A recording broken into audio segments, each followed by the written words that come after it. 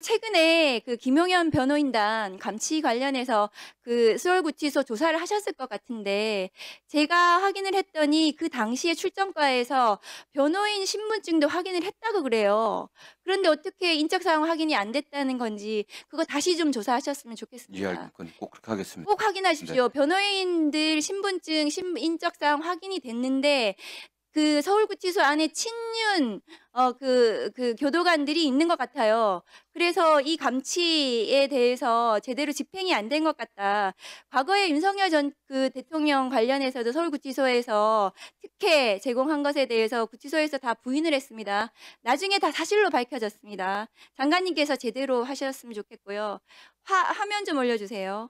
이 변호사들 그 변호사법 위반을 했습니다. 이 자유서울 이 구성원이 채워지지 않아서 법무부에서 지난 5월에 이 구성원 그 인원수 맞추라고 말씀을 하셨는데 처음에 그 한 명 더 보충했다가 지금은 다시 2명이라고 해요. 네. 3명 중에. 그러면 이 법무부에서 이렇게 문제 있는 변호사들, 사법부를 조롱하고 극우 세력 내에서 지금 활개를 치는 이 변호사들에 대해서 법무부 장관이 이 설립인가를 취소하실 수 있습니다.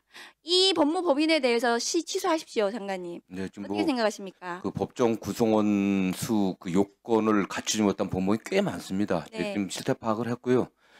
지금 어쨌든 특히 이 사건과 관련해서도 그렇고 저희 중앙지검에도 중앙지검장님 또 징계 청구도 할 수 있는데 여러 조치를 준비를 하고 있고 인가 취소 문제 관련해서는 저희들이 엄정하게 하겠습니다. 네, 변협에서도 징계를 한다고 하고 수사도 진행이 되고 있으니까 이 변호사들이 다시는 변호사 자격을 가지고 저렇게 난동을 부리지 않도록 조치를 장관님께서 해주셨으면 좋겠습니다.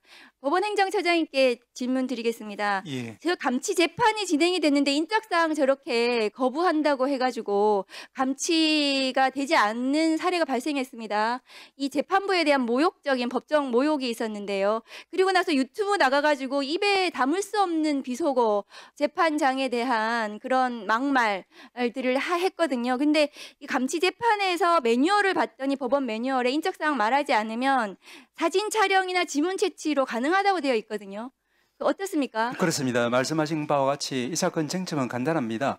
집행 대상이 특정되었으면은 그러면 추가적인 신원 확인이 좀 더 필요할 수도 있겠지만 그건 부수적인 사항이 불과하기 때문에 그 당시에 이제 재판부가 그 법정 소란 행위를 벌이는 당사자를 특정을 하고 거기에 대해서 감시 재판을 했고 바로 그 법원 내에 있는 구치감에 있는 교도관에게 바로 집행하도록 지시를 요청을 한 겁니다. 그러니까 시간적인, 장소적인, 상황적인 통일성이 인정되기 때문에 특정에 아무런 문제가 없는 사안이라서 저희들도 왜 이것이 이제 집행이 안 됐는지를 의문스럽게 생각했는데 조금 전에 법무부 장관 말씀 들어보니까 아마 교도관들 사이에서 소속 문제로 조금 어느 소속이냐 이런 것에 따라서 혼동이 있었던 것처럼 말씀을 하셔가지고 이해는 됐습니다만은 이 재판이라고 하는 것은 법치주의는 재판을 통해서 구현이 됩니다. 재판은 결국 집행을 통해서 최종 완성이 되기 때문에 집행기관에서 협조를 하지 않으면 법치주의가 무너져 버립니다. 그런 의미에서 저희들은 이 사건을 굉장히 중요한 사건으로 생각을 했는데 다행히 바로 법무부에서 그걸 앞으로는 이제 집행 대상이 특정되면은 집행을 협조를 하겠다라고 입장을 바꿨기 때문에 저희들은 그 부분에 대해서는 감사하게 생각합니다. 다만